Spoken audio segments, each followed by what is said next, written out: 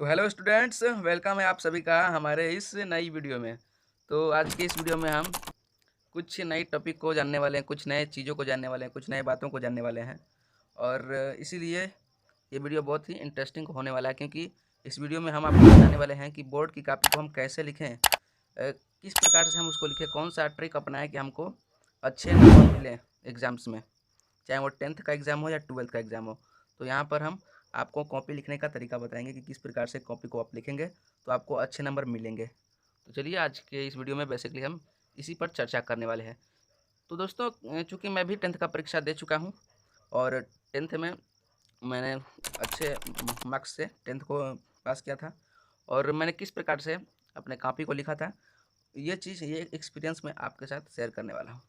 तो चलिए इस वीडियो को शुरू। तो सबसे पहले जिन जिन छात्रों ने अभी 10th का परीक्षा नहीं दिया है, अगर वो बोर्ड का कॉपी नहीं देखे हैं तो देख लीजिए, यही बोर्ड का कॉपी होता है। ये देख लीजिए, इसी प्रकार का बोर्ड का कॉपी होता है। तो अच्छे से देख लीजिए, इसी प्रकार का बोर्ड का कॉपी होता है। जिस प्रकार से सेंटअप हुआ था, तो सेंटअप में भी कुछ इसी प्रकार का था कॉपी, और ऐसा ही कॉपी बोर्ड में दिया जाता है आप सबों को लिखने के लिए, और ऐसे ही कॉपी पर आपको परीक्षा देना होता है। देख लीजिए, ऐसे ही होता है कॉपी। इस पर लिखा रहता है BSCB, और यहाँ पर भी BSCB लिखा रहता है अंडरलाइन करके। तो इसी प्रकार की आपकी कॉपी होने वाली है बोर्ड परीक्षा के लिए, ठीक है। तो इस कॉपी को लिखना कैसे है, किसी भी सब्जेक्ट का आप एग्ज़ाम देने जा रहे हैं, मैथ का तो खैर छोड़िए, मैथ का वो मेथड दूसरा होता है।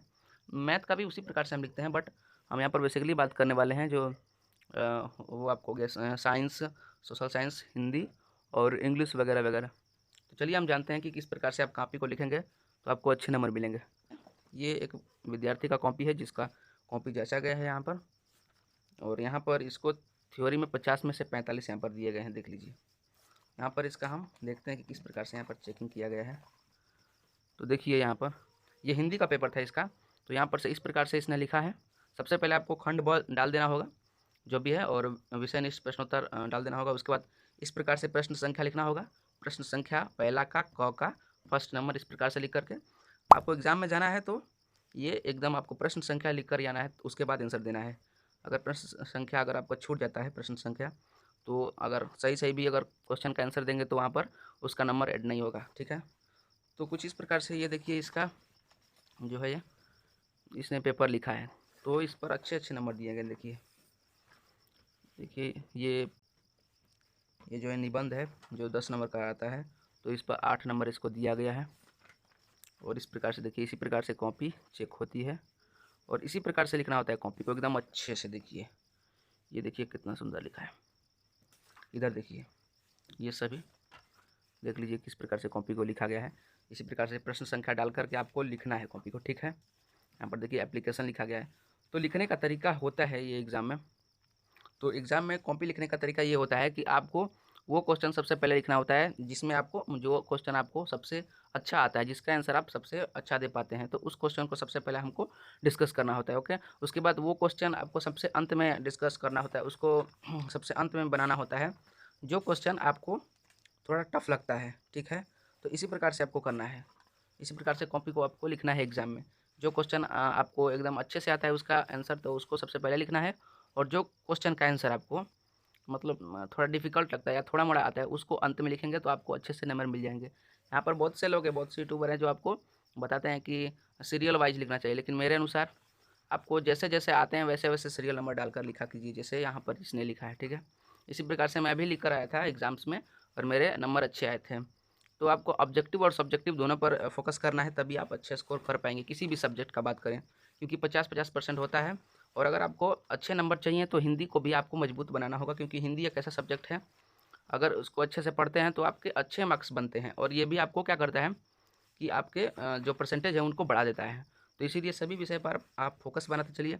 कुछ विद्यार्थियों को हमने देखा है कि वो हिंदी पर ज़्यादा फोकस नहीं करते हैं, बट ये बहुत ईविल हैबिट है, इसको सुधारना है।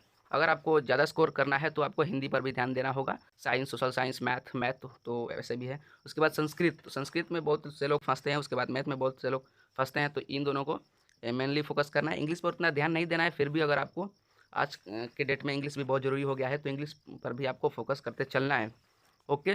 तो कुछ इस प्रकार से आपको जो बोर्ड की कॉपी है उसको लिखना है, और इस प्रकार से अगर लिखते हैं, वो क्वेश्चन सबसे पहले लिखना है। जो क्वेश्चन आपको पहले आता है उसका आंसर अच्छे से अगर आप एक्सप्लेन कर पाते हैं तो उसको सबसे पहले लिखें, और जो क्वेश्चन आपको थोड़ा टफ लगता है उसको सबसे अंत में लिखें। तो इस प्रकार से आपको लिखना है। अगर इस प्रकार से लिखेंगे तो आपको अच्छे अंक मिलेंगे एग्जाम्स में, ठीक है। क्योंकि जो एग्जामिनर काफ़ी चेक करता है वो सबसे पहले देखता है फर्स्ट क्वेश्चन की किस प्रकार से आपने आंसर दिया है। अगर अच्छा आंसर दिए होंगे पहला क्वेश्चन का तो आपको नंबर देते चला जाता है, और अगर पहले ही क्वेश्चन में आप गलत गलत लिखने लगे, काट छाँट करने लगे, तो आपको अच्छा नंबर नहीं मिलता है। उससे क्या होता है कि कॉपी का इंप्रेशन बिगड़ जाता है। ओके, तो सबसे पहले आपको वही क्वेश्चन का आंसर देना है जो आपको अच्छे तरीके से आता है, और कॉपी में ज़्यादा काट छाँट ना करें। अगर आप अपने साथ थोड़ा वो ले जाते हैं, क्या उसको बोलते हैं, हाइलाइटर, तो हाइलाइटर से हाईलाइट भी कर सकते हैं, उससे कॉपी अच्छी दिखती है। तो आज के वीडियो के लिए बस इतना ही। इस वीडियो में हमने यही जाना। मिलते हैं किसी नेक्स्ट वीडियो में, तो तब तक के लिए टेक केयर।